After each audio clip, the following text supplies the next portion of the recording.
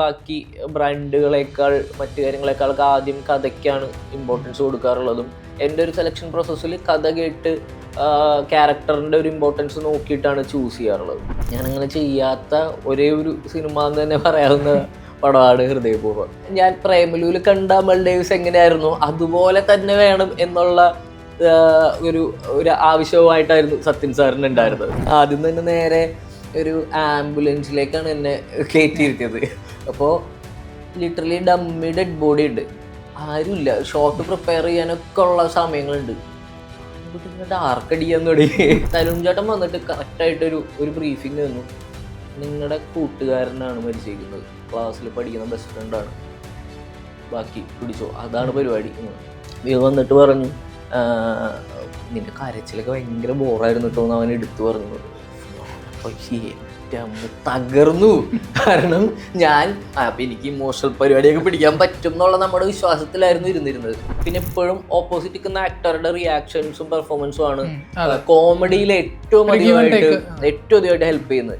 അത് എന്നെ ഏറ്റവും കൂടുതൽ ഹെൽപ്പ് ചെയ്തിട്ടുള്ളത് ലാലേട്ടൻ്റെ ഈ സിനിമയിലെ പെർഫോമൻസ് ഭയങ്കര കോമഡി പരിപാടികളാണ് കൂടുതൽ. ഞങ്ങൾ തമ്മിൽ പ്രത്യേകിച്ച് ലാലേട്ടൻ ഭയങ്കര കാമാണ്, പ്രശ്നങ്ങളിൽ ഇൻവോൾവ് ആവാൻ ഇഷ്ടമല്ലാത്ത, ഭയങ്കര ലിവ് ഇൻ ദ മൊമെന്റ് എന്ന് പറയുന്ന ആ ഒരു സ്പിരിച്വൽ സൈഡുള്ള ആളാണ്.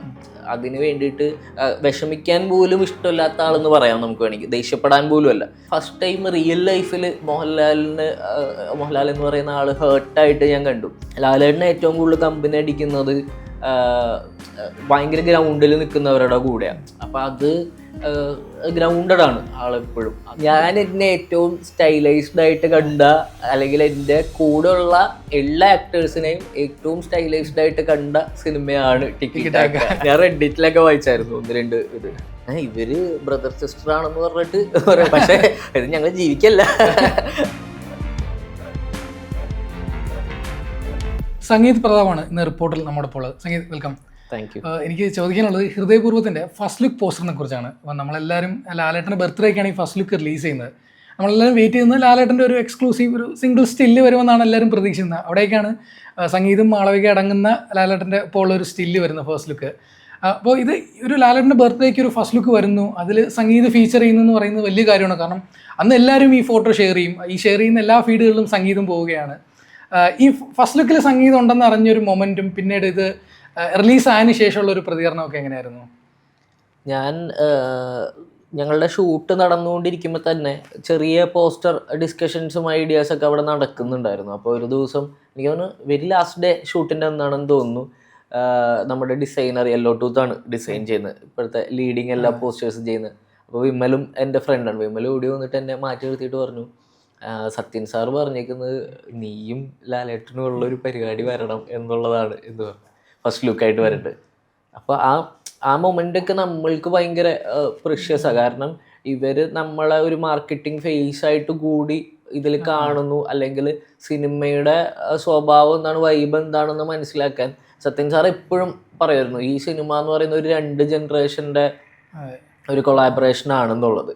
അപ്പോൾ അത് പോസ്റ്റർ തുടങ്ങി നമ്മൾ ഈ സിനിമയിൽ എത്രത്തോളം പ്രഷ്യസ് ആയിട്ടുള്ള ഒരു ഘടകമാണെന്ന് നമുക്ക് ഇവരിലൂടെ ഓരോ പോയിന്റിലും മനസ്സിലായിക്കൊണ്ടിരിക്കുകയായിരുന്നു. ഞാൻ ഫസ്റ്റ് സ്റ്റേജിൽ സ്ക്രിപ്റ്റൊക്കെ കേൾക്കുമ്പോൾ നമ്മൾക്ക് ഭയങ്കര എക്സൈറ്റ്മെൻറ്റ് മാത്രമാണ്, ഇതിൽ വർക്ക് ചെയ്യാം, ബാക്കി ഒന്നിലും ബോധേഡല്ല, ഇതിൻ്റെ കഥയോ മറ്റു കാര്യങ്ങളോ. ഞാൻ എൻ്റെ ഒരു പ്രോസസ്സ് പ്രകാരം ഞാൻ ബാക്കി ബ്രാൻഡുകളേക്കാൾ മറ്റു കാര്യങ്ങളെക്കാളൊക്കെ ആദ്യം കഥയ്ക്കാണ് ഇമ്പോർട്ടൻസ് കൊടുക്കാറുള്ളതും എൻ്റെ ഒരു സെലക്ഷൻ പ്രോസസ്സിൽ കഥ കേട്ട് ക്യാരക്ടറിൻ്റെ ഒരു ഇമ്പോർട്ടൻസ് നോക്കിയിട്ടാണ് ചൂസ് ചെയ്യാറുള്ളത്. ഞാനങ്ങനെ ചെയ്യാത്ത ഒരേ ഒരു സിനിമ എന്ന് തന്നെ പറയാവുന്ന പടമാണ് ഹൃദയപൂർവ്വം. കാരണം അവിടെ സത്യനന്ദിക്കാട് എന്ന് പറയുന്ന ആ ഒരു പേര്, മോഹൻലാൽ എന്ന് പറയുന്ന പേര്, ഇത് രണ്ടും നമ്മളുടെ സിനിമയോടുള്ള ഇഷ്ടം ഫോം ചെയ്ത പേരുകളാണ്. ഞാൻ കുറച്ച് നാൾ മുമ്പ്, സത്യൻ സാറിനൊക്കെ പരിചയപ്പെടുന്നതിന് മുമ്പും ചോദിക്കുമ്പോൾ ഏറ്റവും ഇഷ്ടമുള്ള സിനിമ എന്ന് പറയുന്നത് മനസ്സിനൊക്കെയായിരുന്നു. അപ്പോൾ അവിടെ നിന്ന് നമ്മൾ അവരുടെ സിനിമയിലൊരു പാർട്ടാവുക, അതിൽ തന്നെ ഓരോ സമയത്തും കഥ കേൾക്കുമ്പോഴേ എന്നോട് കഥ പറയുമ്പോഴേ ആദ്യം എന്നോട് പറഞ്ഞത് ത്രൂ ഔട്ട് റോളാണ് മോഹൻലാലിൻ്റെ കൂടെ എന്ന് പറയുന്നത് തന്നെ. ആ കൂടെ എന്ന് പറഞ്ഞ വാക്ക് തന്നെ നമുക്ക് അത് മതി. പിന്നീട് അങ്ങോട്ടേക്ക് നമ്മളെയും ഇവർ ഭയങ്കര പ്രഷ്യസ് ആയിട്ടാണ് ടേക്ക് കെയർ ചെയ്യുന്നത് എന്നുള്ളത് ഈ ലാസ്റ്റ് ഇറങ്ങിയ എല്ലാ കണ്ടന്റും പോലും ഭയങ്കര എവിഡന്റ് ആണ്. ഈ പറഞ്ഞ സംഗീതം എല്ലാം ഈ പറഞ്ഞ പോസ്റ്റേഴ്സിലാണെങ്കിലും ടീസറിലാണെങ്കിലും പാട്ടിലാണെങ്കിലും എല്ലാം ഒരു പോർഷനിൽ സംഗീതമുണ്ട്. ഒരു വലിയ കാര്യം തന്നെയാണ് തീർച്ചയായിട്ടും. ഇപ്പൊ ഈ പ്രേമലു ഇറങ്ങുന്നു, പ്രേമലുവിൽ അമൽ ഡേവിസ് എന്ന് പറഞ്ഞ ക്യാരക്ടർ വലിയ രീതിയിൽ ചർച്ചയാവുന്നു. സംഗീതം ഇനി എത്ര സിനിമകൾ ഇനി മുന്നോട്ട് ചെയ്യുമ്പോഴും ഈ അമൽ ഡേവിസ് എന്ന് പറയുന്ന ഒരു ക്യാരക്ടർ സിഗ്നേച്ചറായിട്ട് കിടക്കും. പക്ഷേ ഇപ്പോൾ പ്രേമലു ഇറങ്ങിയതിന് ശേഷം ഇപ്പോൾ അമൽ ഡേവിസ് അല്ലെങ്കിൽ ആ ഒരു ക്യാരക്ടർ അല്ലെങ്കിൽ സംഗീതത്തിൻ്റെ പെർഫോമൻസ് ഒരിക്കലും ഒരു വൺ ടൈം വണ്ടറല്ല താനെന്ന് തെളിയിക്കേണ്ട ഒരു ബാധ്യത ആക്ടറിനുണ്ടാവുമല്ലോ. പ്രേമലുവിൻ്റെ ഒരു സക്സസിന് ശേഷം സംഗീതം നോക്കിക്കണ്ട എങ്ങനെയാണ് ഇനി അതിൻ്റെ സെലക്ഷൻ പ്രോസസ് ഒക്കെ ഈ രീതിയിൽ പോകാം, അല്ലെങ്കിൽ സംഗീതത്തിൻ്റെ ഒരു തോട്ട് എങ്ങനെയായിരുന്നു? ഞാൻ വളരെ പാഷനേറ്റ് ആയിട്ടും സീരിയസ് ആയിട്ടും ആക്ടിങ്ങിനെ അപ്രോച്ച് ചെയ്തത് റെക്കഗ്നൈസ് ചെയ്യപ്പെട്ടതിന് ശേഷമാണെന്ന് തന്നെ പറയാം. അതിന് മുമ്പും നമ്മുടെ വളരെ ക്ലോസ് ആയിട്ടുള്ള ഫ്രണ്ട്സിൻ്റെ സിനിമയുടെ ഭാഗമായിട്ടൊക്കെ ഉണ്ട്. അപ്പോൾ ഞാനെപ്പോഴും ആലോചിക്കാറുണ്ട്, എന്നിലെ ആക്ടറിനെ ഫോം ചെയ്തത് ഫ്രണ്ട്ഷിപ്പാണ്. അതായത് എന്നെ ചൂസ് ചെയ്തതൊക്കെ എൻ്റെ പെർഫോമൻസ് കണ്ടിട്ടൊന്നുമല്ല ഈ പറഞ്ഞ പലരും, അതിന് മുമ്പുള്ളവർ, പ്രേമലുവിന് മുമ്പുള്ളവർ ഞാൻ പറയണേ. അപ്പോൾ അവിടെ നിന്ന് ഇനി ഇവിടെ നിന്ന് അങ്ങോട്ടേക്ക് സില്ലിയല്ല കാര്യങ്ങൾ, ഇനി കുറച്ചും കൂടി റെസ്പോൺസിബിൾ ആവണം എന്ന് ഭയങ്കര നിർബന്ധം ഉണ്ടായിരുന്നു. അത് കഥ കേൾക്കുന്നത് തുടങ്ങി നമ്മൾ പെർഫോം ചെയ്യുന്നതും അതിനുശേഷമുള്ള നമ്മുടെ മാർക്കറ്റിങ്ങും ഉൾപ്പെടെ ഞാൻ വളരെ കാഷ്വലി ഡ്രസ്സ് ചെയ്തിരുന്ന ഒരാളാണ്. ഞാൻ വളരെ സില്ലിയായിട്ട് പറയാനുള്ളൂ. അപ്പോൾ എനിക്ക് ഭയങ്കര, എൻ്റെ ഒരു ഫ്രണ്ട് ഉണ്ടായിരുന്നു, അപ്പോൾ അവളെപ്പോഴും ഇങ്ങനെ പറയുമായിരുന്നു, അവിടെ കുറച്ചും കൂടി നല്ല ബ്രാൻഡ് ഡ്രസ്സ് ഇടും എന്നൊക്കെ. കുറേ വർഷങ്ങൾ മുമ്പുള്ള കാര്യം പറയുന്നത്. ഞാൻ ഒരു രീതിയിലും ബോധേഡല്ലായിരുന്നു. ഞാൻ ഭയങ്കര ലീനായിട്ടുള്ള ആളാണ്. അപ്പോൾ എൻ്റെ അടുത്ത് എല്ലാവരും പറയുന്നു കുറച്ചും കൂടി ബോഡി സെറ്റ് ചെയ്യണം എന്നുള്ളത്. ഞാൻ ഒരു രീതിയിലും ബോധേഡല്ലായിരുന്നു. പക്ഷെ വൺസ് അല്ലെങ്കിൽ അതിനു മുമ്പ് നമ്മളൊരു സിനിമ ചെയ്യുമ്പോൾ, അതിനു മുമ്പ് ഞാനൊരു 3-4 സിനിമകൾ ചെയ്തിരുന്നു. ഒരു രീതിയിലും പ്രിപ്പറേഷൻസ് ഇല്ലാതെ വളരെ അവിടെ ചെന്നിട്ട് ഏറ്റവും സില്ലിയായിട്ട് കണ്ട് ഡയറക്ടേഴ്സ് പറയുന്നതിനെ ജസ്റ്റ് ഇത് ചെയ്തു പോവുക എന്നുള്ളത് മാത്രമായിരുന്നു. പക്ഷെ പ്രേമലുവിന് ശേഷം എല്ലാം സീരിയസ് ആവാൻ തുടങ്ങി. നമ്മൾ കേൾക്കുന്ന കഥകൾ, നമ്മൾ ഇതിനു വേണ്ടി എടുക്കുന്ന പ്രിപ്പറേഷൻസ്, അതിനുശേഷം ഞാൻ ഈ പറഞ്ഞ പോലെ നമ്മളെങ്ങനെ പ്രസൻറ്റ് ചെയ്യണം എന്നുള്ളത് ഉൾപ്പെടെ അതിലൊരു തോട്ട് ഉണ്ടാവും. അത് വെദർ റൈറ്റ് ഓർ റോങ് എനിക്കിപ്പോഴും അറിഞ്ഞു വരണേ ഉള്ളൂ. ഇനിയുള്ള ആൾക്കാർ നമ്മളെ കുറച്ചുകൂടെ ശ്രദ്ധിക്കുന്നുണ്ടല്ലോ ഇപ്പൊ എന്താണ് സംഗീതം ചെയ്യുന്നത് എന്നുള്ളത്. അതെ ശ്രദ്ധിക്കുന്നു എന്നുള്ളത് എൻ്റെ ഒപ്പം തന്നെ ഒരുപാട് കാര്യങ്ങളുണ്ട്. ഒരു ജനറേഷൻ തന്നെ നമ്മളെ ഭയങ്കര സ്നേഹത്തോടെ കാണുന്നു.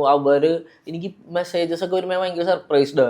ബ്രോയുടെ സക്സസ് നമ്മുടെ വളരെ പേഴ്സണൽ ആയിട്ടുള്ള ഒരാളുടെ സക്സസ് പോലെ തോന്നുന്നു എന്ന് പറയുമ്പോൾ ഞാൻ ഭയങ്കര സർപ്രൈസ്ഡ്. എന്നെ പരിചയമില്ലാത്തവരാണ് മെസ്സേജ് അയക്കുന്നത്. അപ്പോൾ കുറേ ആളുകൾ നമ്മളെ പല രീതിയിലും നോക്കുന്നുണ്ട് എന്നുള്ളത് ഒരു റെസ്പോൺസിബിലിറ്റി ആണ്. നിർബന്ധം ഉണ്ടായിരുന്നു എനിക്ക് ക്യാരക്ടേഴ്സിൽ ഒരു ചെറിയ ചേഞ്ച് എങ്കിലും വരണം എന്നൊക്കെ ഉള്ളത്. അപ്പോൾ അതിൻ്റെ ഭാഗമായിട്ട് ഞാൻ ഹരിഹരസുധൻ എന്ന് പറയുന്ന റോള് റൊമാൻസിൽ ചെയ്യുന്നത്. അപ്പോൾ കുറേ ട്രേറ്റ് ഓൾറെഡി ക്യാരക്ടറിലും ഉണ്ടായിരുന്നു. ഞാനും ഫോഴ്സ്ഫുള്ളി ശ്രമിക്കുമായിരുന്നു ഒരു പരിപാടി മാറ്റണം എന്നുള്ളത്. പിന്നീടുള്ള ഞാനിപ്പോൾ ചെയ്യുന്ന സിനിമകളിലൊക്കെ അതിൻ്റെ ശ്രമങ്ങൾ വളരെ എവിഡൻ്റ് ആയിട്ടുണ്ട്. പക്ഷേ ഞാൻ പ്രേമലുവിൽ കണ്ട അമൽ ഡേവിസ് എങ്ങനെയായിരുന്നു അതുപോലെ തന്നെ വേണം എന്നുള്ള ഒരു ആവശ്യവുമായിട്ടായിരുന്നു സത്യൻ സാറിന് ഉണ്ടായിരുന്നത്. കാരണം അവർക്ക് വേണ്ടിയിരുന്നത് പ്രേമലുവിൽ ഉണ്ടായിരുന്ന ആ ചാം അത് റീക്രിയേറ്റ് ചെയ്യണം എന്നുള്ളത് തന്നെയായിരുന്നു പല രീതിയിലും. ഇപ്പോൾ ഇതിൽ വന്ന കുറെ മീമൊക്കെ ഉണ്ട്, ലാലേട്ടൻ ഇത് ചെയ്യുന്നത്, അതൊന്നും ഒട്ടും അവര് പ്ലാൻഡ് അല്ലായിരുന്നു. പക്ഷെ ഞാനിത് ചെയ്തുകൊണ്ടിരിക്കുമ്പോൾ എനിക്കറിയായിരുന്നു, ഇതിന് ഇങ്ങനത്തെ ഒരു റെഫറൻസ് വരാൻ സാധ്യത ഉണ്ടല്ലോ എന്നുള്ളത് എനിക്ക് തോന്നിയിരുന്നു. പക്ഷെ ഇവർക്ക് വേണ്ടിയിരുന്നത് അമൽ ഡേവിസിന്റെ അതേ ചാമും അതേ സ്റ്റൈലും ഉള്ള അതേ പാറ്റേണും ഒക്കെ ഉള്ള ഒരു ക്യാരക്ടർ തന്നെയായിരുന്നു. അവരുടെ എഴുത്തിൽ അത് ഭയങ്കര എവിഡന്റ് ആയിരുന്നു. നമ്മൾ ശരിക്കും ടെക്സ്റ്റിലുണ്ടെന്ന് പറയില്ലേ, തുടക്കം മുതൽ അങ്ങനെ തന്നെ ഒരു പ്ലാനിങ് വളരെ വ്യക്തമായിട്ടുണ്ടായിരുന്നു. ഞാൻ ആദ്യം 1-2 ക്യാരക്ടർ ട്രേറ്റുകളൊക്കെ നമ്മൾ ഇതാണല്ലോ എന്തെങ്കിലുമൊക്കെ മാറ്റി പറഞ്ഞിട്ട് ചെറിയ പരിപാടിയൊക്കെ കൊണ്ടുവരാൻ നോക്കുമ്പോഴും ഇവർക്ക് വേണ്ട റിക്വയർമെന്റ്സ് കേൾക്കുമ്പോൾ നമുക്ക് മനസ്സിലാവും ഇത് കറക്റ്റ് അമൽ ഡേവിസിലേക്കാണ് ട്രാവൽ ചെയ്യുന്നത്. അതായത് അമൽ ഡേവിസിനെ കാണിക്കുക എന്നുള്ളതിനേക്കാൾ ജെറി എന്നാണ് ക്യാരക്ടറുടെ പേര്, ജെറിക്ക് വേണ്ട ക്യാരക്ടർ ട്രേറ്റ് ഒരു ഡയറക്ടർ ടൂളാണല്ലോ നമ്മൾ. അപ്പോൾ ഡയറക്ടർ എഴുതിയേക്കുന്നതും ഡയറക്ടറിന് വേണ്ടതും ഭയങ്കര ചാമിങ് ആയിട്ടുള്ള ഒരു അൾട്ടിമേറ്റ്ലി ഡോൺ കെയർ മൈൻഡ് ഉള്ള ഒരാളാണ്. അപ്പം ഇതൊക്കെ വരുമ്പോൾ ഉറപ്പായിട്ടും അമൽ ഡേവിസിനോട് വളരെ അടുത്ത് നിൽക്കുന്ന സംഭവങ്ങളായിട്ട് വരും. ഞാൻ പക്ഷെ അതിലെനിക്ക് ഒരു പോയിന്റിൽ എനിക്ക് അതിൻ്റെ ഒരു USP കിട്ടിയതെന്ന് പറഞ്ഞു കഴിഞ്ഞാൽ മാറ്റം, മറ്റ് കാര്യങ്ങളിൽ നിന്ന് മാറ്റം എന്ന് പറഞ്ഞു കഴിഞ്ഞാൽ, ഇതിപ്പോൾ നമ്മൾ നെസ്ലിൻ്റെ കൂടെ ചെയ്യുന്നു, മാത്യുവിൻ്റെ കൂടെ ചെയ്യുന്നു, മമിത, അർജുൻ അശോകൻ, ഇങ്ങനെ പലരുടെ കൂടെ ചെയ്യുന്നു. പക്ഷെ ഇവിടെ നമ്മൾ വേറെ ജനറേഷനിലുള്ള നമ്മളുടെ സീനിയർ ആയിട്ടുള്ള ലാലേട്ടൻ്റെ കൂടെ അതേ വൈബ് ഉണ്ടാക്കിയെടുക്കുക എന്ന് പറയുമ്പോൾ അതിനകത്തൊരു ഫ്രഷ്നെസ് ഉണ്ടാവും എന്ന് തോന്നിയിരുന്നു എനിക്ക് ആദ്യം. പക്ഷെ കറക്റ്റ് അതുപോലെ തന്നെ സ്ക്രീനിൽ കാണാൻ തുടങ്ങി പയ്യെ. ഇപ്പൊ സിനിമ കണ്ടു കഴിയുമ്പോഴും എല്ലാവരും പറയുമ്പോൾ ആ കോമ്പിനേഷൻ വർക്കായതിൽ ഇവരൊരു ബഡി പെയറിന്റെ ഒരു സ്വഭാവം ഈ രണ്ട് ക്യാരക്ടേഴ്സിനും വരുന്നതാണെന്ന് തോന്നുന്നു. ഇപ്പൊ നമ്മൾ സാധാരണ ലാലേട്ടൻ പടങ്ങളിൽ കാണുന്ന അസിസ്റ്റൻസ്, ഈ കൂടെ നിൽക്കുന്ന ക്യാരക്ടേഴ്സിന് ലാലേട്ടനെ ഓടിച്ചു വിടുക അവരെ, അങ്ങനത്തെ ഒരു സംഭവം. ഇതിലെന്ന് പറഞ്ഞു കഴിഞ്ഞാൽ ഞാൻ ഈ പറഞ്ഞ അമൽ ഡേവിസിന്റെ പോലെ തന്നെ സച്ചിന് ഡീൽ ചെയ്യേണ്ട പോലെ ഞാൻ ലാലേട്ടന് പല കാര്യങ്ങളും പറഞ്ഞു കൊടുക്കും, ചിലപ്പോ ഒന്ന് ശകായിരിക്കും എന്ന് പറയുന്ന പോലത്തെ ക്യാരക്ടറാണ്. അപ്പൊ അത് ഭയങ്കര ഫ്രഷ് ആവും എന്ന് തോന്നിയിരുന്നു. ഈ ക്യാരക്ടർ എന്താണ് സിനിമയിൽ വരുന്ന? ഒരു ഹോം നേഴ്സ് ആയിട്ടാണ്, അസിസ്റ്റ് ചെയ്യുന്ന ഒരു ഹോം നേഴ്സ് ആയിട്ടാണ്. പക്ഷെ തുടങ്ങുന്നത് ഹോം നേഴ്സ് ആയിട്ടാണെങ്കിലും പിന്നെ ജീവിതത്തിൽ കയറി ഇടപെടുക എന്ന് പറയുന്ന പല കാര്യങ്ങളിലും പ്രോപ്പറായിട്ടുള്ള ഉപദേശങ്ങൾ കൊടുക്കുക, ശകാരിക്കുക എന്നൊക്കെ പറയുന്ന കാര്യങ്ങളിലേക്കായിരുന്നു പിന്നെ പോകുന്നത്. അപ്പൊ പിന്നൊരു സിനിമ സഞ്ചരിച്ചുകൊണ്ടിരിക്കുമ്പോൾ അതിനൊരു ട്രാൻസ്ഫോർമേഷൻ ഉണ്ടാവുകയും ഒരു ഫ്രണ്ടിലേക്ക് ആവുകയും പിന്നെ അവസാനം എത്തുമ്പോൾ ഒരു കൺക്ലൂഷനും ഒക്കെ ഉണ്ട്. അപ്പൊ അതാണ് കൃത്യമായിട്ടൊരു ആർക്കുള്ള ഒരു ക്യാരക്ടർ ആണ്. ആർക്ക് ഇൻ ദ സെൻസ് അവന്റെ ജീവിതത്തിനും കഥാപാത്രത്തിനും ഉള്ള ആർക്ക്, കഥാപാത്രത്തിനല്ല ആർക്ക്, ലൈഫിനൊരു ആർക്ക് സംഭവിക്കുന്നുണ്ട് സിനിമയിലൂടെ. ഇപ്പോൾ സംഗീതം നേരത്തെ പറഞ്ഞ കോമ്പിനേഷനെ കുറിച്ച് ഇപ്പോൾ സത്യൻ സാർ അദ്ദേഹം പറഞ്ഞത് ഈ സിനിമയിലെ ലാലേട്ടൻ സംഗീത കോംബോ കാണുമ്പോൾ മോഹൻലാൽ ശ്രീനി കോംബോ ഓർമ്മപ്പെടുത്തുന്നതാണ്. അപ്പോൾ അദ്ദേഹത്തെ പോലെ ഒരു ഡയറക്ടർ സംഗീതത്തെക്കുറിച്ച് അത് പറയുന്നത് സംഗീതത്തിലൊരു സ്പാർക്ക് കണ്ടിട്ടായിരിക്കുമല്ലോ അത് പറയുന്നത്. അപ്പോൾ അദ്ദേഹമായിട്ട് വർക്ക് ചെയ്യുന്ന ഒരു എക്സ്പീരിയൻസ് ഇപ്പം ഗിരീഷ് ഏടി പോലുള്ള സംവിധായകരുടെ കൂടെ വർക്ക് ചെയ്യുമ്പോൾ നമുക്ക് നമ്മുടെ വൈബിൽ നിൽക്കുന്ന ആൾക്കാരായിരിക്കും, നമ്മുടെ ജനറേഷനിലുള്ള ആൾക്കാരായിരിക്കും, നമുക്ക് ഒരു ഗീവ് ആൻഡ് ടേക്ക് ചിലപ്പോൾ കുറച്ച് ഈസി ആയിരിക്കും. സത്യനന്ദിക്കാട് എന്ന് പറയുന്ന ഒരു സംവിധായകൻ, നമുക്ക് മുൻപേ ഉള്ള ജനറേഷനിലുള്ള ഒരാൾ, അദ്ദേഹം വളരെ വെറ്റർ ആയിട്ടുള്ള സംവിധായകൻ. അപ്പോൾ അദ്ദേഹമായിട്ടുള്ളൊരു ഈ പറഞ്ഞൊരു ഗീവ് ആൻഡ് ടേക്ക് അല്ലെങ്കിൽ സ്പോട്ട് ഇംപ്രവൈസേഷൻ അതൊക്കെ എങ്ങനെയായിരുന്നു അദ്ദേഹം? സത്യൻ സാറ് ഇതുപോലെ ഞാൻ പറഞ്ഞു കഴിഞ്ഞാൽ ഞാൻ ഗിരീഷ് ഏട്ടനോടൊക്കെ എങ്ങനെയാണോ അതുപോലെ തന്നെ എനിക്ക് സത്യൻ സാറിനോട് തിരിച്ച് തമാശകൾ പറയാൻ പറ്റുന്ന സ്പേസിലേക്ക് പിന്നീട് എത്തിയിരുന്നു. ആദ്യമൊക്കെ നമ്മൾ ഈ റെസ്പെക്ട് വെച്ചിട്ട് നിൽക്കുമെങ്കിലും നമ്മൾ കണ്ട സിനിമകൾ ഓർമ്മ വരും ആദ്യം. നമ്മൾ കണ്ട സിനിമ, അദ്ദേഹത്തിന്റെ എക്സ്പീരിയൻസ് എല്ലാം നമ്മൾക്ക് ഹീസ് ലൈക്ക് എന്താ പറയണ ഒരു ലെജൻഡാണ്. അപ്പോൾ ആ ഒരു സ്പേസിങ് നമ്മൾക്ക് ഉണ്ടാവും. അപ്പോൾ അത് മാറ്റാൻ ആദ്യം ഹെൽപ്പ് ചെയ്ത ലാലേട്ടനാണ്. കാരണം ലാലേട്ടനായിട്ട് ഇതേ ഡിസ്റ്റൻസ് തോന്നുന്നത് തനിയെ എനിക്കാണ് ഐസ് ബ്രേക്കിംഗ് ഉണ്ടാവുന്നത് ആക്ച്വലി, ലാലേട്ടനല്ല. അപ്പോൾ അത് മാറിക്കഴിയുന്നു. അപ്പോൾ ലാലേട്ടനും സത്യൻ സാറും എപ്പോഴും എന്തെങ്കിലും കാര്യങ്ങൾ ഇങ്ങനെ തമാശകളും പഴയ എക്സ്പീരിയൻസ് ഒക്കെ പറഞ്ഞുകൊണ്ടിരിക്കും. പതിയെ ഞാൻ ഇവരുടെ കൂട്ടത്തിൽ, ഞാൻ എപ്പോഴും ലാലേട്ടൻ്റെ കൂടെ ഉള്ളതുകൊണ്ട് തന്നെ ഇപ്പൊ ആദ്യത്തെ 1-2 ദിവസമൊക്കെ ഞാൻ എന്തെങ്കിലും ഒരു മാറി ഇതൊക്കെ വിശേഷം പറയും. പിന്നെ എപ്പോഴേക്കും ലാലേട്ടൻ പിടിച്ചു നിർത്തും, സത്യൻ സാറും പിടിച്ചു നിർത്തും. അപ്പോൾ ഒരു പോയിന്റിലേക്ക് എത്തുമ്പോൾ നമ്മൾ തിരിച്ച് ചില തമാശകൾ പറയാൻ തുടങ്ങുന്ന ആ സ്പേസ് കിട്ടുക എന്ന് പറയുന്ന അവസ്ഥയിലേക്ക് എത്തി. പിന്നെ പെർഫോമൻസിലാണെങ്കിലും സത്യൻ സാർ ഭയങ്കരമായിട്ട് നമ്മൾ എന്ത് ചെയ്യുന്നു എന്ന് കാണാനും അതിൽ എക്സൈറ്റഡ് ആവാനും ഒക്കെ ഭയങ്കര റിസപ്റ്റീവായിട്ട് നിൽക്കുന്ന ആളാണ്. അപ്പോൾ എനിക്ക് ശരിക്കും പറഞ്ഞു കഴിഞ്ഞാൽ ഭയങ്കര കംഫർട്ടിങ്ങാ. ഇവര് ഭയങ്കര അടിപൊളി സ്റ്റോറി ടെല്ലറാണ് സത്യൻ സാറ്. അപ്പോൾ അതിങ്ങനെ എപ്പോഴും നമ്മൾ കഥകൾ കേട്ടുകൊണ്ടിരിക്കുക. ആ കഥകൾ കേൾക്കുന്നതിൽ പോലും സത്യൻ സാർ ഭയങ്കര ഹൈ കണ്ടെത്തുന്ന ഈ ഇന്റർവെൽ സമയങ്ങളിലൊക്കെ അങ്ങനത്തെ പരിപാടികളുണ്ട്. അപ്പോൾ എനിക്ക് സത്യം പറയാൻ എനിക്കൊരു പോയിന്റ് തോന്നിയിരുന്നു, ഞാൻ ആദ്യമേ വിളിച്ചു തുടങ്ങിയില്ലായിരുന്നെങ്കിൽ ഞാൻ സത്യേട്ടാ എന്ന് വിളിച്ചേനെ എന്നുള്ളത്. അപ്പോൾ അത്രയും നമുക്ക് ക്ലോസ് ഈ സാർ എന്ന് പറയുന്ന വിളി മാറി നമുക്ക് സത്യേട്ടാന്ന് ഇവരൊക്കെ വിളിക്കുന്നത് നമുക്കും കൂടെ വിളിക്കാൻ തോന്നുന്ന ആ സ്നേഹവും ആ കംഫർട്ട് സോണും സത്യൻ സാർ എനിക്ക് തന്നിട്ടുണ്ട്.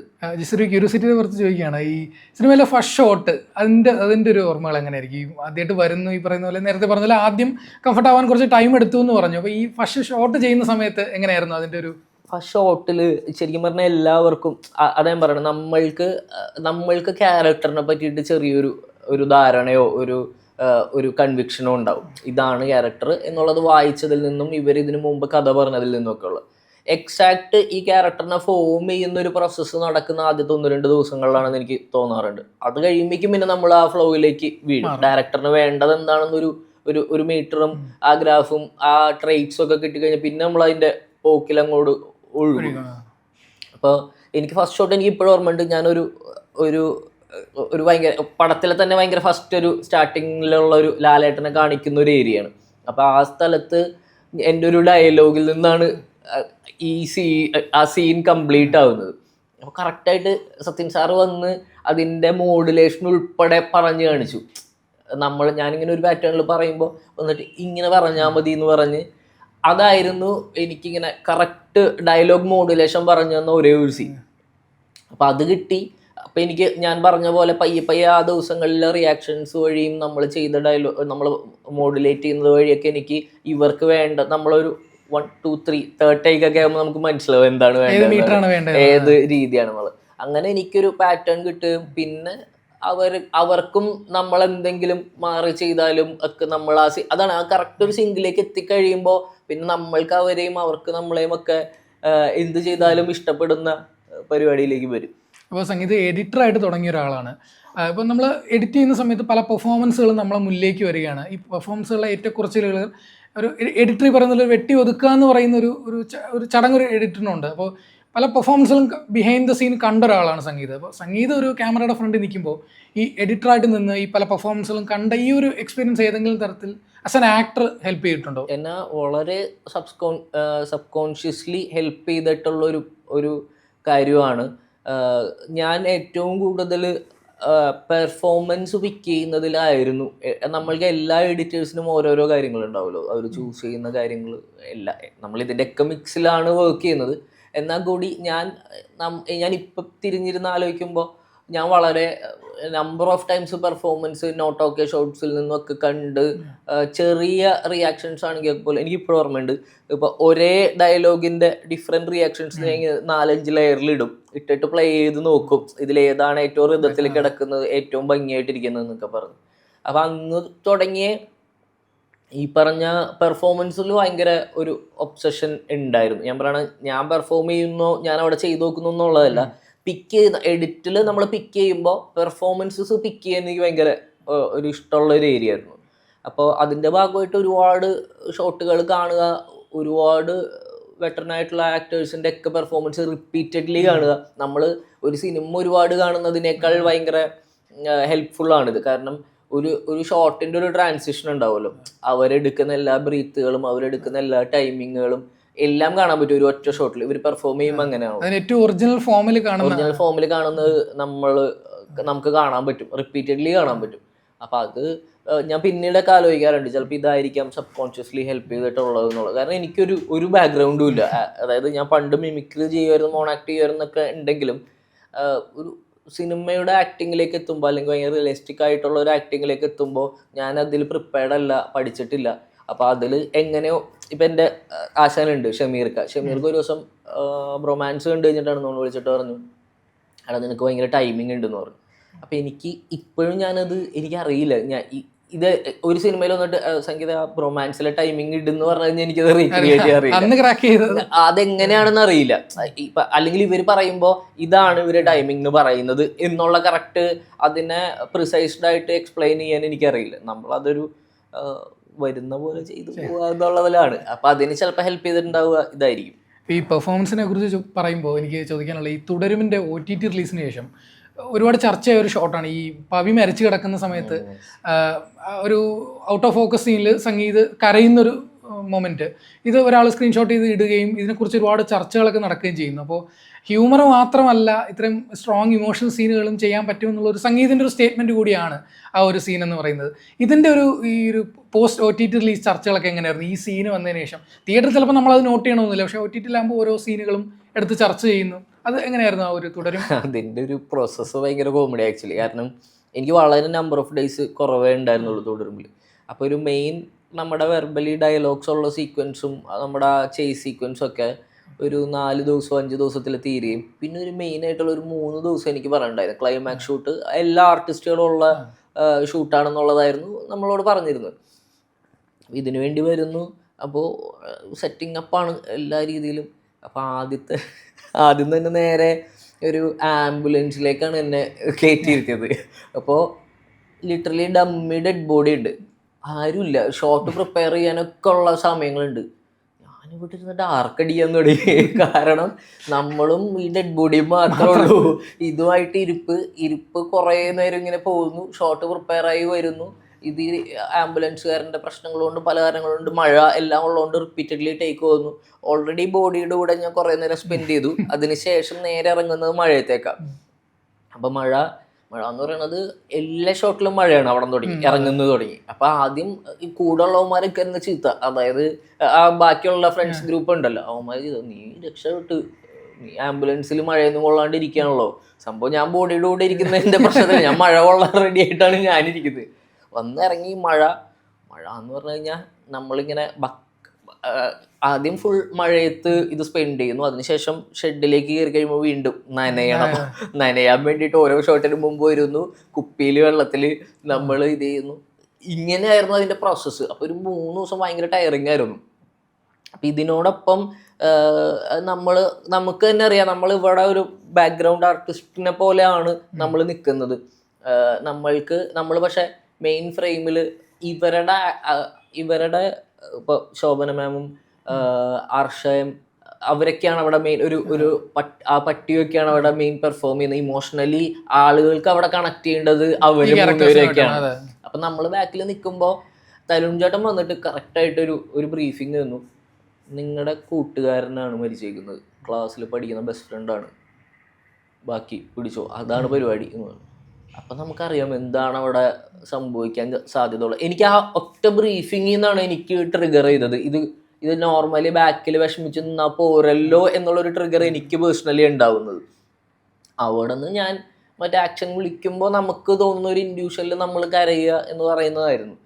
അത് ഞാൻ തിയേറ്ററിൽ കാണുമ്പോഴൊക്കെ നമ്മൾക്ക് എപ്പോഴും ഉണ്ടല്ലോ, എത്ര ആർട്ടിസ്റ്റുകൾ പെർഫോം ചെയ്യുമ്പോഴും അറിയാതെ നമ്മളെങ്ങനെയുണ്ടെന്ന് നോക്കിപ്പോവും. അപ്പം ഞാൻ നോക്കുന്നു, ഞാൻ കരയുന്നു, ഓക്കെ കുഴപ്പമില്ല, പ്രശ്നമൊന്നുമില്ല എന്ന് പറഞ്ഞ് ഞാൻ തിരിച്ചു പോകുന്നു. ഞാനാണെങ്കിൽ ഭയങ്കര സെൻസിറ്റീവ് ആയിട്ടുള്ള ആളാണ്. അപ്പോൾ എൻ്റെ അടുത്ത് ഒരാൾ, ബാക്കി എല്ലാവരും തുടരുമിനെ പറ്റി വളരെ നല്ല റെസ്പോൺസ് ആയിരുന്നു. ഒരാൾ എനിക്കിപ്പോഴും ഓർമ്മയുണ്ട്, ഒരു ദിവസം എൻ്റെ അടുത്ത് വന്നിട്ട് പറഞ്ഞു, എടാ എൻ്റെ ഫ്രണ്ട് കണ്ടിട്ട് തുടരുമിൽ നിൻ്റെ പരിപാടി ഒട്ടും വർക്കായില്ല.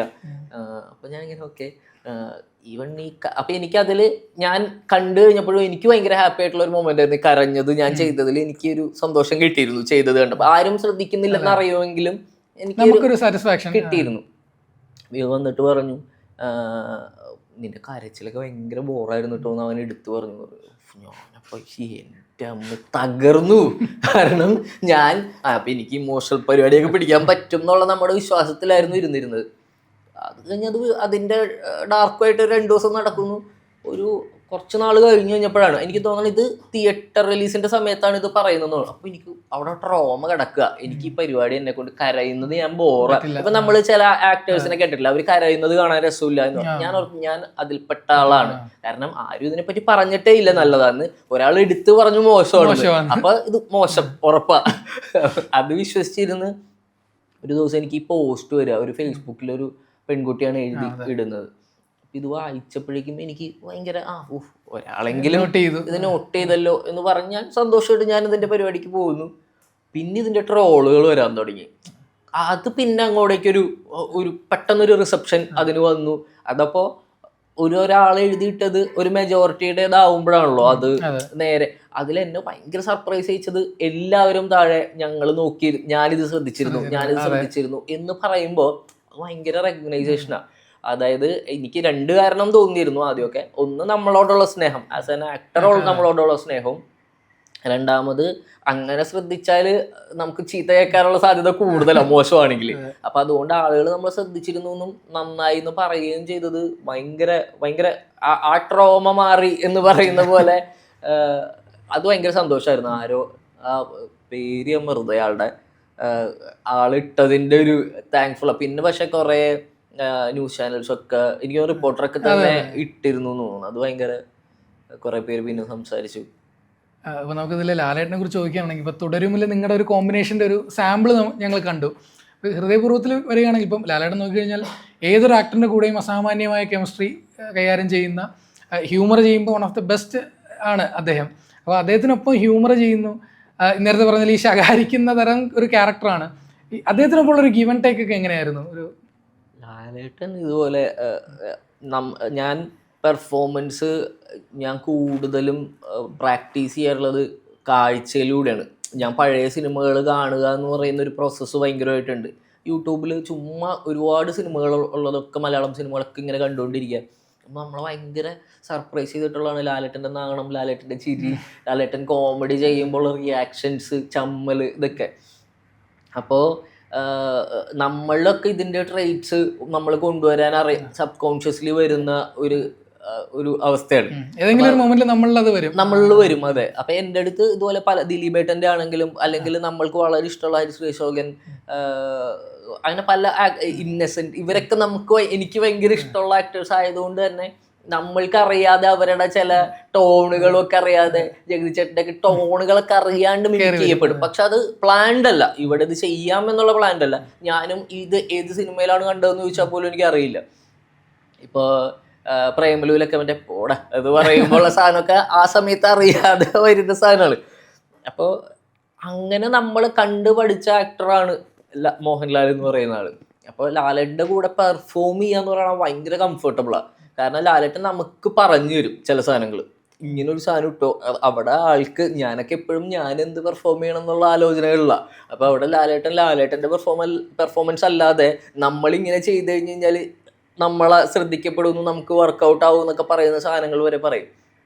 അപ്പോൾ നമ്മൾ ഭയങ്കരമായിട്ട് ടേക്ക് കെയർ ചെയ്ത് നമ്മളെ കോമഡീനെ എൻഹാൻസ് ചെയ്യണം. പിന്നെ എപ്പോഴും ഓപ്പോസിറ്റ് നിൽക്കുന്ന ആക്ടറുടെ റിയാക്ഷൻസും പെർഫോമൻസും ആണ് കോമഡിയിൽ ഏറ്റവും അധികമായിട്ട് ഹെൽപ്പ് ചെയ്യുന്നത്.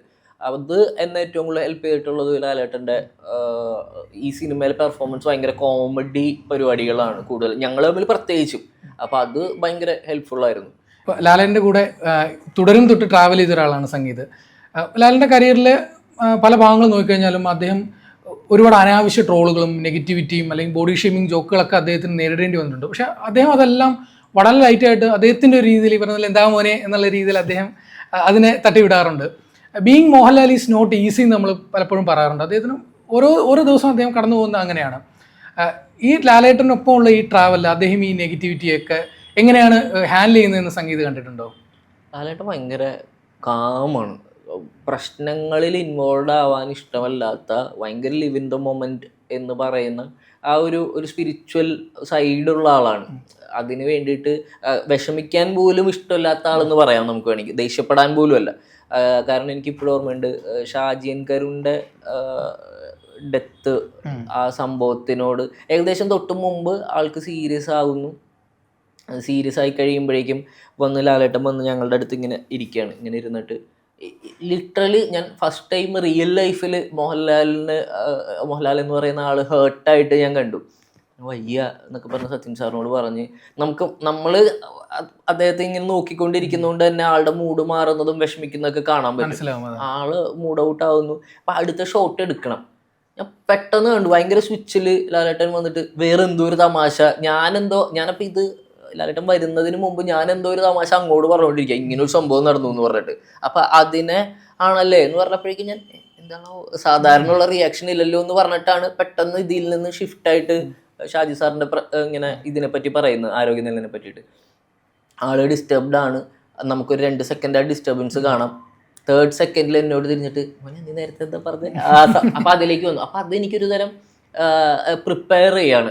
ആള് പെർഫോമൻസിന് പോലും നമ്മളെപ്പോഴും പറയുമല്ലോ പെർഫോം ചെയ്യാൻ വേണ്ടിയിട്ട് പ്രിപ്പയർ ചെയ്യാറില്ല എന്ന് പറയും. ഇതാണ് പ്രിപ്പറേഷൻ. എപ്പോഴും ലിവിൻ്റെ മൊമെൻറ്റിൽ നിൽക്കുക, അത് തന്നെയായിരിക്കും പ്രിപ്പറേഷൻ. അത് നമുക്ക് ഭയങ്കര ലേണിങ്ങാണ്. പുതിയ ആളുകൾക്ക് നമ്മളൊക്കെ പല കാര്യങ്ങളിൽ മറ്റേ ബോധേഡാണ്, എന്തൊക്കെ ചെയ്യണം, മറ്റുള്ളവർ പറയുന്നത് എല്ലാത്തിലും. ഇതൊന്നുമല്ല, ലാലേട്ടൻ ഭയങ്കര ആ എല്ലാ സന്തോഷങ്ങളും ഒക്കെ, ആ മൊമെൻറ്റിൻ്റെ എല്ലാ സന്തോഷങ്ങളും ഡീൽ ചെയ്ത് പോകുന്ന ആളായിട്ടാണ് തോന്നിയിട്ടുള്ളത്. പിന്നെ സെറ്റിലാണെങ്കിലും ലാലേട്ടനെ ഏറ്റവും കൂടുതൽ കമ്പനി അടിക്കുന്നത് ഭയങ്കര ഗ്രൗണ്ടിൽ നിൽക്കുന്നവരുടെ കൂടെയാണ്. അപ്പം അത് ഗ്രൗണ്ടഡ് ആണ് ആളെപ്പോഴും, അത് ഭയങ്കര ഹെൽപ്പ് ചെയ്യും. ഇപ്പോൾ സംഗീതിൻ്റെ ഒരു ഫേവറേറ്റ് ഒരു സത്യനന്ദിക്കാട് മൊമെൻ്റ് എന്തായിരിക്കും? അത് means moment in the sense അതൊരു സിനിമയായിരിക്കാം, ഒരു കഥാപാത്രമായിരിക്കാം, ഒരു സീനായിരിക്കാം, അതെന്തായിരിക്കും സംഗീതിൻ്റെ? അതായത് ഇതിനു മുമ്പുള്ള സംഗീത സത്യനന്ദിക്കാട് സിനിമകൾ കണ്ടിട്ട് വന്നിട്ടുള്ളതിൽ ഇതുവരെയുള്ള ഞാൻ പറഞ്ഞത് തന്നെ, ഞാൻ എൻ്റെ ലൈഫിൽ ഭയങ്കരമായിട്ടുള്ള ഇമോഷണൽ മൊമെന്റ്സിലൊക്കെ ഞാൻ മനസ്സിനൊക്കെ കാണുമായിരുന്നു. അപ്പം അതിൻ്റെ ലാസ്റ്റ് വന്നിട്ട് ജയറാമും ഷീലയും ഒന്നിച്ച് അവർ ആ ഇത് കൂടി പോകുന്ന ആ ബാക്ക്ഗ്രൗണ്ട് മ്യൂസിക്കിൽ നമ്മൾ കറക്റ്റ് ആ സിനിമ, ഞാൻ എപ്പോഴും വിഷ്വലി മ്യൂസിക്കിലേക്ക് സിനിമ സംസാരിക്കണം എന്ന് ആഗ്രഹിക്കുന്ന ഒരാളാണ്. അപ്പം അതിൻ്റെയൊക്കെ പെർഫെക്റ്റ് ബ്ലെൻഡാണ് ആ സീനൊക്കെ. ഒരു മൊമെൻ്റ് എങ്ങനെ സംഭവിക്കുന്നു, എത്ര ബ്യൂട്ടിഫുൾ ആയിട്ടൊരു സിനിമ ഉണ്ടാകുന്നു എന്നുള്ളത് ഏറ്റവും എന്നെ ടച്ച് ചെയ്തിട്ടുള്ളൊരു സിനിമയാണ് മനസ്സിനക്കരെ. അപ്പോൾ അതുപോലത്തെ ഒരുപാട് സിനിമകൾ, സത്യനന്ദിക്കാട് സിനിമകൾ എന്ന് പറയുന്നതിനേക്കാൾ, ഐ മീൻ ഒരു സിനിമ എന്ന് പറയുന്നതിനേക്കാൾ ഈ സിനിമകളൊക്കെ നമ്മളുടെ ക്യാരക്ടർ ഫോർമേഷൻ വരെ ഒരു പേഴ്സണൽ എക്സ്പീരിയൻസ് ആണ്. അതെ. ഇപ്പോൾ ഈ പ്രേമലുവിന് ശേഷം നസ്ലനും സംഗീതം വീണ്ടും വരുന്ന ടിക്കി ടാക്കയിൽ, ഇപ്പോൾ നേരത്തെ ലാലേട്ടൻ്റെ കാര്യം പറഞ്ഞ പോലെ ഇപ്പം നസ്ലൻ ഒരു വളർന്നു വരുന്നൊരു സ്റ്റാറാണ്. നസ്ലനും ഈ ഇടയ്ക്ക് അനാവശ്യമായിട്ടുള്ള ഇപ്പോൾ സോഷ്യൽ മീഡിയയിലൊക്കെ അനാവശ്യമുള്ള ഹേറ്റുകളും നെഗറ്റീവ് കമൻറ്റുകളൊക്കെ വരുന്നു. അപ്പം നിങ്ങൾ ബെസ്റ്റ് ഫ്രണ്ട്സാണ്, നിങ്ങൾ ഇതിനെക്കുറിച്ച് സംസാരിക്കാറുണ്ട്. നസ്ലൻ ഈ പറയുന്ന പോലെ ഇപ്പോൾ ലാലേട്ടൻ്റെ കാര്യം പറഞ്ഞ പോലെ നസ്ലൻ ഇതിനെയൊക്കെ ട്രീറ്റ് ചെയ്യുന്നത് എങ്ങനെയാണ്, ഇത്തരം ഒരു നെഗറ്റിവിറ്റിയും? അവനും ഞാൻ ഈ പറഞ്ഞ പോലെ ഭയങ്കര ജെന്യൂൻ ആയിട്ടുള്ള ആളാണ്. അപ്പോൾ ആ ജെന്യൂനിറ്റിയുടെ ഭാഗമായിട്ടാണ് എല്ലാം സംഭവിക്കുന്നത്. നമ്മൾ നമ്മളുടേതായിട്ടുള്ള റിയൽ നമ്മളിൽ നിൽക്കുമ്പോൾ പല കാര്യങ്ങളും ഭയങ്കര ജെന്യൂനായിട്ടേ പുറത്തോട്ട് വരുള്ളൂ. അത് എനിക്ക് ഓൾമോസ്റ്റ് എല്ലാ പ്രശ്നങ്ങളിലും വരുമ്പോൾ നമ്മളൊക്കെ ആസ് ആൻ ആക്ടേഴ്സ് നമ്മൾക്കും വിഷമം വരും, നമ്മളും ഇതാവും. പക്ഷെ അവൻ ഭയങ്കര ഇപ്പം ഞാൻ ആലോചിക്കും, അവൻ്റെ സ്ഥാനത്ത് ഞാനായിരുന്നു എനിക്ക് ഇതിൽ കൂടുതൽ ഞാൻ എഫക്റ്റഡ് ആയേനല്ലോ എന്നുള്ളത്. പക്ഷെ അവൻ അതിനൊക്കെ ഭയങ്കര കുറച്ചും കൂടി ഈസി ആയിട്ട് ഓവർകം ചെയ്ത് അവൻ്റെ പണിയിൽ മര്യാദയ്ക്ക് പണിയെടുക്കാം എന്നുള്ളതിൽ അതിൽ ശ്രദ്ധിച്ച് മുമ്പോട്ട് പോകുന്ന ആളാണ്. അപ്പം അതാണ് ആ സക്സസിൻ്റെയും. ഞാൻ ഭയങ്കരമായിട്ട് ഇവരിൽ നിന്നൊക്കെ പഠിക്കാറുണ്ട്. ഇപ്പം നെസ്ലിനിൽ നിന്ന് ഞാൻ പഠിക്കാറുണ്ട്, മാത്യുവിൽ നിന്ന് ഞാൻ പഠിക്കാറുണ്ട്, മമിതയിൽ നിന്ന് ഞാൻ പഠിക്കാറുണ്ട്. കാരണം നമ്മളെക്കാൾ തോട്ട് പ്രോസസ്സിൽ എക്സ്പീരിയൻസ് കൊണ്ടും ഈ പുതിയ ജനറേഷൻ്റെ ഭാഗമായതുകൊണ്ടും ഒക്കെ അവരുടെ തോട്ട് പ്രോസസ്സിൽ പലതും ഭയങ്കര ഇൻസ്പയറിംഗ് ആണ്, ഭയങ്കര തോട്ട്ഫുള്ളാണ്. അപ്പോൾ ഇവരെടുക്കുന്ന പല കാര്യങ്ങളും ഞങ്ങളെപ്പോഴും ഡിസ്കസ് ചെയ്യാറുണ്ട്. ഇമോഷണലിയും വൾണറബിളായിട്ടും ഡിസ്കസ് ചെയ്യാറുണ്ട്, അതല്ലാതെ പ്രൊഫഷണലായിട്ടും ഡിസ്കസ് ചെയ്യാറുണ്ട്. ഇതിൻ്റെയൊക്കെ ഒപ്പം നമ്മളും കൂടെ ഉണ്ടായിരുന്നു. ഇതൊക്കെ കേൾക്കുമ്പോഴും ഒക്കെ ഇത് വിഷമിക്കുമ്പോഴും നമ്മൾ കൂടെ ഉണ്ട്, അത് ഓവർകം ചെയ്യുമ്പോഴും നമ്മൾ കൂടെ ഉണ്ട്. അത് ഭയങ്കര. സംഗീതസന എഡിറ്റർ ഇനി എന്താണ് ഫ്യൂച്ചർ, ഇനി വരാനിരിക്കുന്ന പടങ്ങൾ എഡിറ്റർ? ഞാൻ എഡിറ്റിംഗ് പ്രൊജക്റ്റുകളൊന്നും കമ്മിറ്റ് ചെയ്തിട്ടില്ല. ആക്ടിങ്ങിൻ്റെ കുറച്ച് തിരക്കുകൾ ഉള്ളത് കൊണ്ട് അതിൽ ഫോക്കസ് ചെയ്യാമെന്ന് ഓർത്തിട്ടാണ്.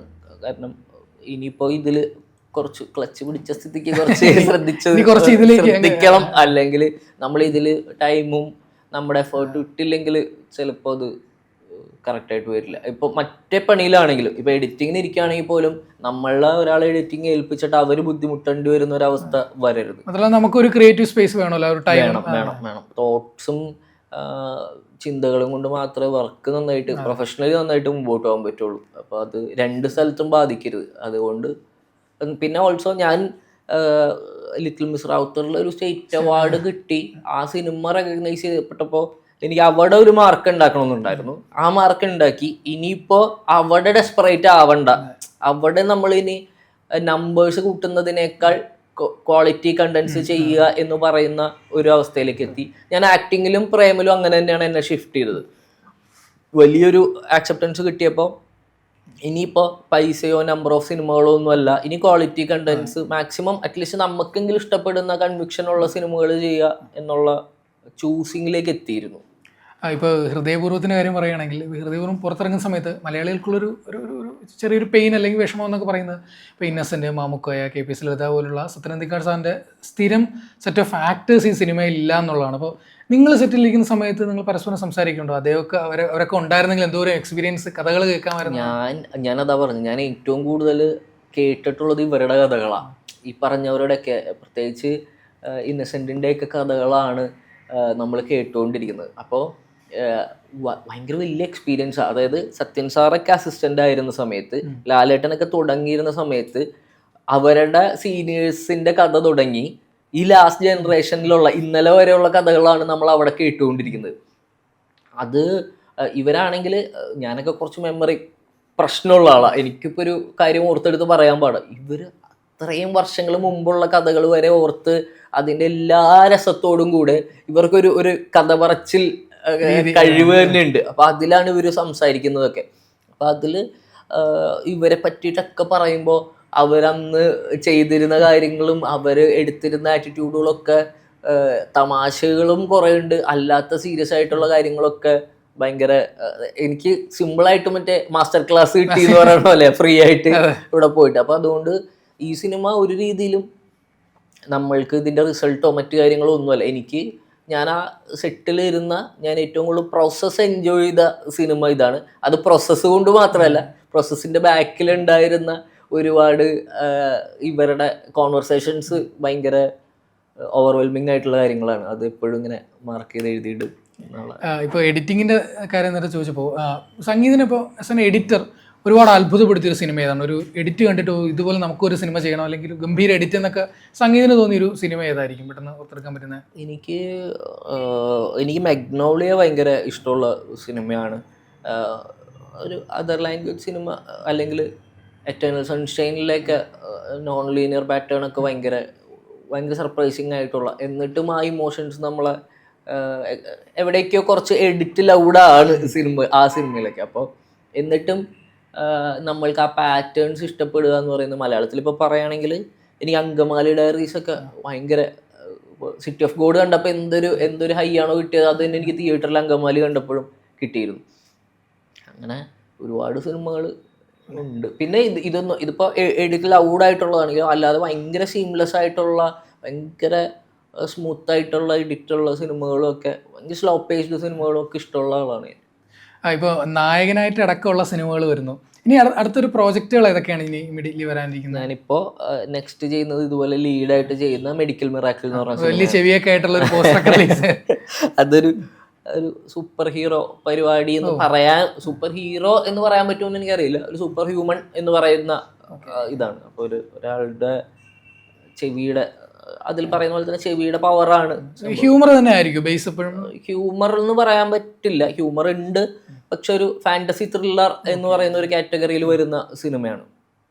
അപ്പോൾ അതിൽ ഈ പറഞ്ഞ പോലെ അപ്പുറത്തെ മുറിയിൽ നിന്ന് നമ്മളുടെ കുറ്റൊരാൾ പറഞ്ഞു കഴിഞ്ഞാൽ അത് കേൾക്കാൻ പറ്റുന്ന ആ ഒരു ഏരിയ എപ്പോഴും ഫണ്ണ് തന്നെയാണ്. പക്ഷെ അതല്ലാതെ പിന്നീട് അങ്ങോട്ടേക്ക് നോർമൽ ഹ്യൂമൺ ആട്ടോ. ചെവിയൊക്കെ ആ പോസ്റ്ററിന്റെ അട്രാക്ഷന് വേണ്ടി വെച്ചേക്കുന്ന, ചെവി നോർമലാ.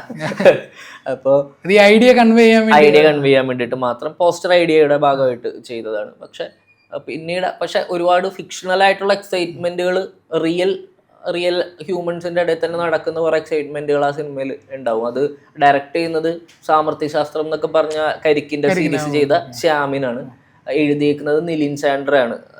ആക്ട്രസുമാണ്, കരിക്കിലൊക്കെ റൈറ്ററും ഒക്കെ ആയിട്ടുള്ള നിലിൻ സാൻഡ്രയാണ്. അതിൽ കുറച്ചും കൂടി ഭയങ്കര ഇൻട്രസ്റ്റിംഗ് ആയിട്ടുള്ള 1-2 അനൗൺസ്മെന്റുകൾ കൂടിയൊക്കെ വരാനുണ്ട്. അതിപ്പോൾ ഉടനെ ഷൂട്ട് തുടങ്ങും നെക്സ്റ്റ് മന്തിൽ. ഈ ടിക്കി ടാക്കിലാണ് ഇപ്പൊ അഭിനയിച്ചിട്ടുണ്ടെങ്കിൽ എന്താണ് അതിന്റെ പറയാൻ പറ്റില്ല. എന്തെങ്കിലും ഞാൻ എന്നെ ഏറ്റവും സ്റ്റൈലൈസ്ഡ് ആയിട്ട് കണ്ട, അല്ലെങ്കിൽ എൻ്റെ കൂടെയുള്ള എല്ലാ ആക്ടേഴ്സിനെയും ഏറ്റവും സ്റ്റൈലൈസ്ഡ് ആയിട്ട് കണ്ട സിനിമയാണ് ടിക്കി ടാക്ക്. അത്രയും നമ്മൾക്ക്, ഞാൻ ഈ പറഞ്ഞ പെർഫോമൻസിലെ വേറെ ടൈപ്പ് ഓഫ് ഹൈകളെ ഇതിനു മുമ്പ് കിട്ടിയിട്ടുള്ളൂ. നമ്മളിത്രയും സ്റ്റൈലിഷ് ആയിട്ട് കണ്ടിട്ട് നമ്മളെ കണ്ട് കൈയടിച്ച ഒരു സിനിമ ടിക്കി ടാക്കിയാണെന്ന് പറയാം. ആക്ച്വലി അവരുടെ വിഷനാണ് കേട്ടോ പടം. അത് രോഹിത് ഏട്ടനും ഭയങ്കര വിഷനുള്ള ഡയറക്ടറാണ്. എനിക്ക് ഭയങ്കര ആഗ്രഹം രോഹിത് ഏട്ടൻ്റെ കൂടെ വർക്ക് ചെയ്യണം എന്നുള്ളത്. കാരണം എല്ലാ സബ്ജക്റ്റുകളും രോഹിത് ഏട്ടൻ്റെ കയ്യിൽ വേറെ രീതിയിലാണ് കാണുന്നത്. ഈ സിനിമയ്ക്കും അങ്ങനെ ഒരു സ്വഭാവം ഉണ്ടാവേണ്ടതാണ്. ത്രൂ ഔട്ട് റോളാണോ അതെങ്ങനെയാണ്? നമുക്ക് അല്ല, ത്രൂ ഔട്ട് അല്ല, പക്ഷെ ഒരു ഇമ്പോർട്ടൻറ്റ് ക്യാരക്ടർ തന്നെയാണ്.